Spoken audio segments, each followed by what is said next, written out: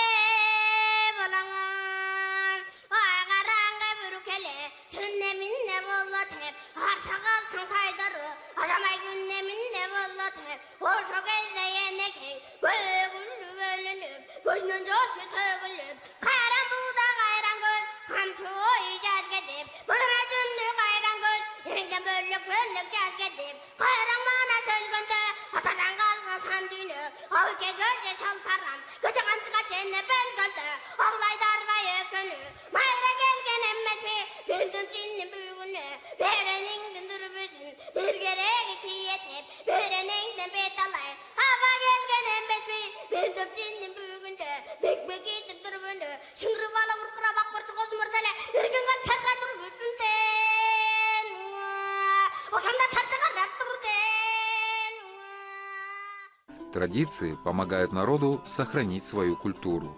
Через них из поколения в поколение передаются ценности, нормы поведения и идеи. Я бы хотел сказать, это значит через культуру. Это самый локомотив всего нашей жизни. Вот эта культура занимает для меня лично. И я думаю, для всех тоже культура должна занимать первое место. Почему? Игры кочевников, действительно, вот там мы показали свой обычаи, традиции, возродить игры, вот, да, передать молодежи, вспоминать, как мы жили, да. Вот через это мы тоже вот получаем духовный заряд, да. И поэтому вот эту традицию мы должны продолжать. Кыргызы всегда любили петь, и всегда любили вот душевные равны, да, изливали, и они никогда вот напрямую не говорили, вот как-то вот все объясняли, да. И это о чем говорит? Это настолько тонкий народ, что который действительно они должны понимать с полуслов, да, вот друг друга. Это, естественно, у всех народов есть такое, вот эта поэзия, поэтому поэты, действительно, у нас вечные же, мы же себя ценим, их поэты, да? Вот, например, даже вот наш Чингиз Айтматов. Чингиз Айтматов у нас в мировой литературу такой вклад внес, да? Поэтому такие личности действительно делают нас. Мы гордимся этим, да? Я еще хочу сказать, что вот мы говорили о Манасе, мы говорили о игре кочевников, чтобы вот хранить вот это национальные традиции, есть еще другие способы. Что еще вы можете предложить? Мы с самого начала начали нашу беседу вот о Манасе, вот возродить этот наш ключ вот в этом заключается. Оттуда только все начинается. Вот, ну, любого вот двери есть ключ, правильно? Вот вы сейчас задали вопрос, я хочу сказать, ключом этого возрождения нашего традиции, нашего национального духа, ну, только в Манасе, и ВПС Манасе, понимаете, и там все есть у нас. Ну, я же вам сказал, мы вам сказали, Коран, это Библия, и это для кыргызов, вот тоже вот. Все, что там есть у нас, и там культура есть, традиция, это история, ну, все есть у нас. Одной из самых актуальных проблем на сегодняшний день является воспитание будущего патриота своей страны. Данная проблема охватывает всех людей без исключения, вне зависимости от их религии, расы, пола, культуры, духовного и нравственного развития. И в первую очередь эта проблема касается молодежи. Вы довольны сегодня молодежью, что сегодняшним молодежям, что они действительно патриоты, есть стремление к этому, что вы возрождаете, готовите, проводите мероприятия. А как молодежь, по-вашему, сегодня какие они молодежь? Сегодня молодежь, конечно, мы всегда, старшее поколение, я думаю, очень ответственно должен подойти к этому вопросу. Поэтому то, что сейчас сегодня мы молодежь сейчас критикуем сами, я думаю, ну, это, значит, исторически так сложилось, что у нас переходный период. Поэтому мы как-то вот отделились от Советского Союза, вот такие моменты были, да, независимы стали. И начали мы, вот в этом году мы десятилетие нашего языка, Подводя итоги, вот это язык же это корень всего. Да. Необходимо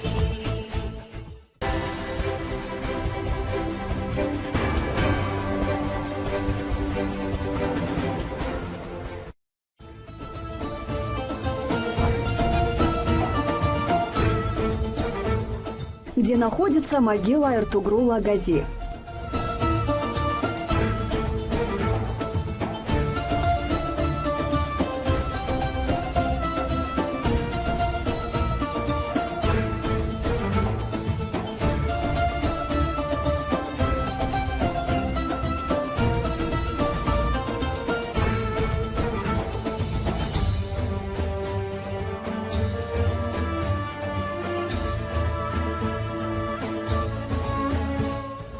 Необычный караул почета появился в турецком городе Сигют в провинции Беледжик, у мавзолея, где похоронен Эртугрул Гази, отец Османа Гази, основателя османского государства. 13 солдат в одеяниях тюркских воинов XIII века будут теперь дежурить у могилы Эртугрула 365 дней в году. Эта инициатива была задумана администрацией провинции Беледжик совместно с турецкими военными и жандармерией.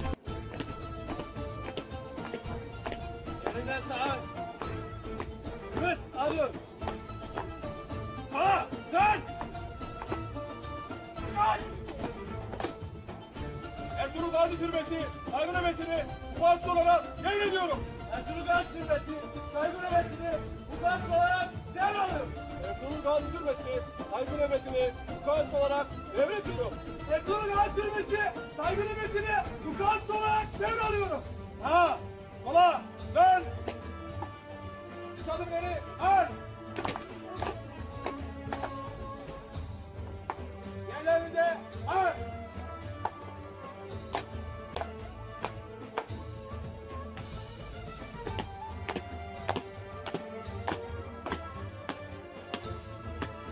Uyguladım, ar.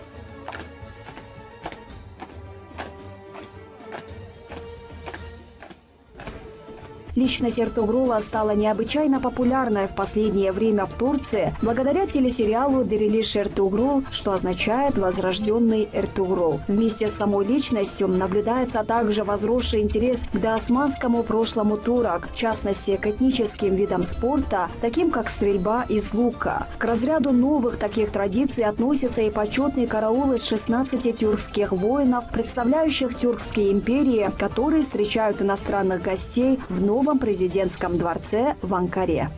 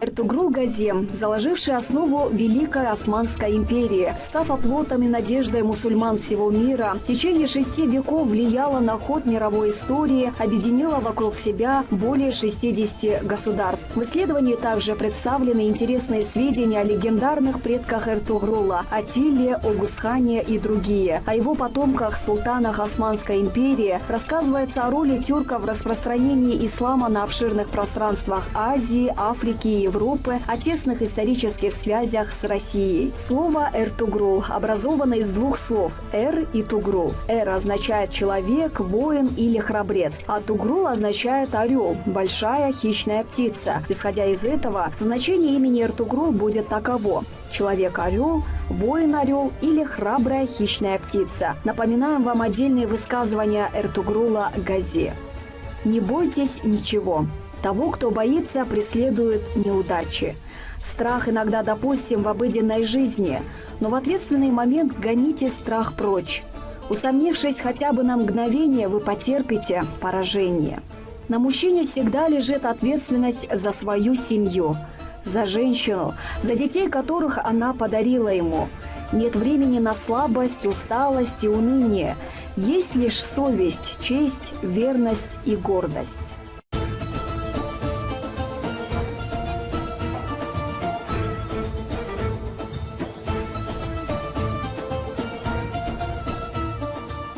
Бесчестие подобно порезу на дереве, который со временем делается только больше и больше. Единственное, что следует делать за спиной человека, это молиться за него. Эти слова, сказанные им в назидание потомкам, стали для нас нравственным ориентиром, установкой к действию. В них кладезь мудрости веков. Сегодня очень много туристов посещают могилу Эртугрула Гази в Турции. Эртугрул Гази – истинный герой, пример для подражания для тысяч молодых людей.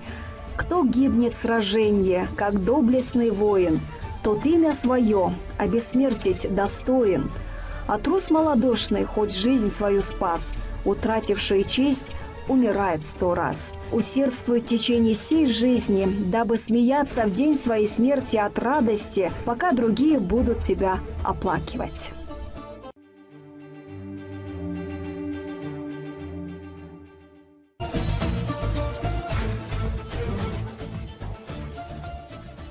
Возраст.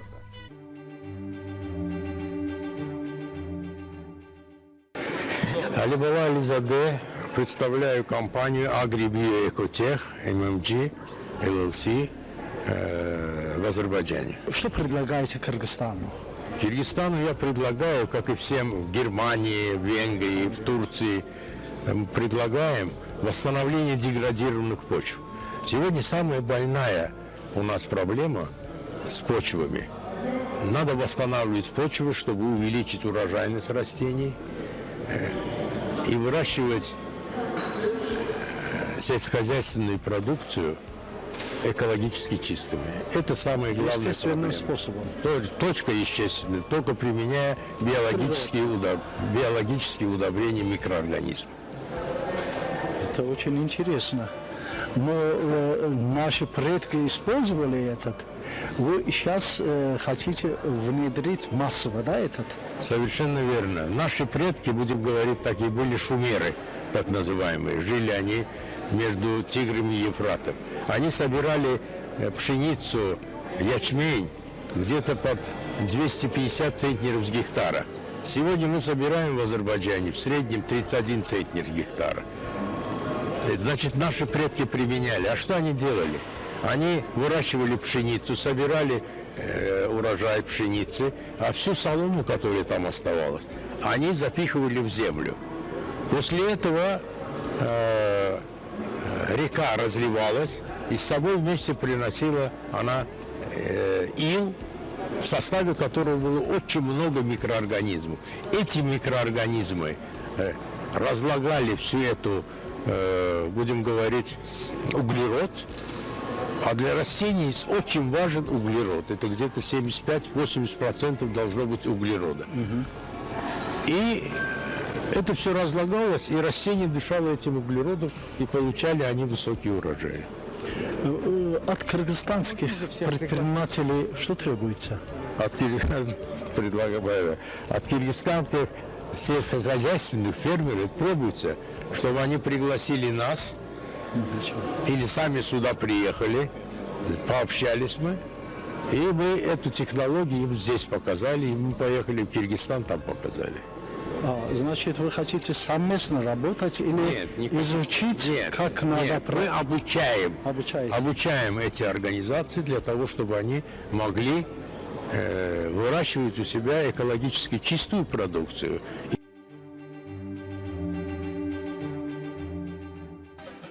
Гагский район Азербайджана. Расположенный на северо-западе Азербайджана, Гагский район граничит с Грузией. Вдоль границы протекают реки Кюмрюк, Гашгачай и Эйри-Чай. Горные озера и водопады являются украшением этих мест. На юге района наблюдается сухой субтропический климат, а в центре частично жаркий, частично влажный субтропический. Высоко в горах холодный. Летом самая высокая температура равняется плюс 41 по Цельсию. Подобная температура наблюдалась на берегах озера Аджинохур. Зимой самая низкая температура наблюдается на горных вершинах, где доходит до минус 45 по Цельсию. Заповедник Илису находится на территории этого района. В горных лесах обитают медведь, горный козел, волк, степной кот, кабан, шакал и другие животные. В районе имеются отличные условия для охоты и рыбной ловли. В Ганык-Эйричайской долине основными охотничьими зонами являются равнины и предгорья. Для рыбной же ловли подходят реки Эйричай, Гапычай и Ганык, а также бассейн территории села Ляляли. Самые живописные места района расположены в 12-20 километрах от районного центра. Центр Гахского района, город Гах, был заложен на лесистых южных склонах гор Большого Кавказа, на берегу бурной реки Курмухчай, на высоте 500 метров над уровнем моря. Слово «Гах», выражающее название города, означает крепость, укрепление. В 6 километрах к северо-западу от Гаха среди фруктовых садов и девственных лесов расположено маленькое живописное село Акчай. В первом тысячелетии жители региона приняли христианство, но после арабского завоевания большая часть населения исламизировалась. В средние века Гах находился под властью грузинских царств, Ширвана, иранских держав и других могущественных стран. В 1562 году Гах становится столицей султаната Илису, вассального от Персии. Это небольшое государство существовало до начала XIX века. В 1803 году Гах включен в состав Российской империи, но до середины столетия сохранял автономию. В 1860-1917 годах Гах входил в особый Закатальский округ. В 1930 году Гах назначен центром одноименного района, а через 37 лет получил городской статус. Горное село под названием Илису, когда-то оно было столицей Илисуйского султаната, находящееся на высоте 1400-1600 метров над уровнем моря в 12 километрах на северо-западе от Гаха, привлекает к себе большой интерес. Термальные минеральные серные источники, расположенные в окрестностях этого села, обладают лечебными свойствами. Район многонациональный, также можно назвать «Малая ассамблея народа Азербайджана». Наш собеседник, бывший директор школы Масико Бабаджаншвили, житель села Ингилой Кютюклю Кахского района.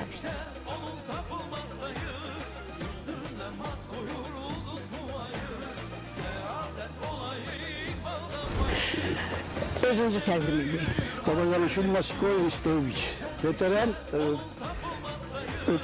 труда Азербайджанской республики. Я 45 лет работал в школе, в том числе 35 работал директором школы. Уже 2 года уже я оставки, сейчас не работаю. Я пенсионер, уже пенсионер я. Пожалуйста, сейчас где мы находимся? Место скажите. Село Котокло Кахского района Азербайджанской республики. Сколько лет здесь живете? Я вообще здесь родился, здесь живу. Как вам живется? Нормально. Отношения между Грузией и Азербайджаном очень хорошо. Какие? Да. Мы всегда посещаем детальную свадьбу. Всегда, допустим, 50% Азербайджан будет, 50% Грузины. Мы такое отношение, что уже мы родные почти. А скажите, вот это селе, да, называют, или поселка у вас, сколько народностей живут, разных национальностей, представителей? Представители здесь азербайджанские много национальностей, в том числе живут грузины, это около 7 тысяч, больше 7 тысяч. Но у нас это в Кахском районе существует 6 школ, в том числе это 5 школ, уже это полусредняя школа, полусредняя, ну, это один школа, это одна школа. Вы еще членом комиссии? Да, членом комиссии национальных отношений между Грузией и Азербайджаном. Я доволен, да, господин. Чем вы довольны? На все. И в жизни, и отношения. Я еще говорю, Я очень доволен правительством. Наш президент, уважаемый президент, гарант и Грузии, и других народов, в том числе. Но я это национальный грузин, но я очень доволен. Все, мы как это давно живем вместе. У нас совпадают некоторые, это, как говорят. И... Скажите, пожалуйста, вы знаете Кыргызстан? Как? Кыргызстан. Знаю. Недавно, вы знаете, что наш президент посетил Кыргызстан. Да, Но это же тоже начало, не то, что начало, развитие дружбы между разными народами, в том числе Кыргызстан. Развитие Что вы думаете? между народом Грузии и Азербайджана очень хорошее развитие у нас. Живем в Азербайджане. Какому президенту вы говорили? Ильхам Алиев. У вас имеете возможность продолжать свои национальные обычаи и традиции? Да, ну. У нас обычаи всегда как это свободны. Свадьбы делаете, свой национальный праздник отмечаете. Национальный праздник отмечаем, Пасха, это праздник Пасхи отмечаем. Национальный праздник у нас такие обычаи, мы всегда как грузины. Во время разговора наш собеседник, пользуясь возможностью, через программу «Мост дружбы» на грузинском языке поприветствовал своих соотечественников, живущих в Кыргызстане.